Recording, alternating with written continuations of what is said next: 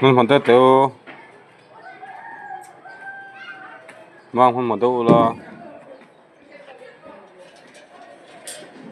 sẽ chuẩn được tiêu ngay nhỉ sẽ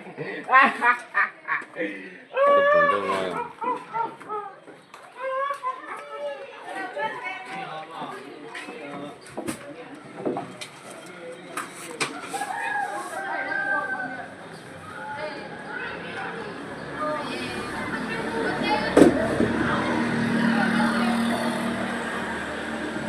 mang hoàn tất tiêu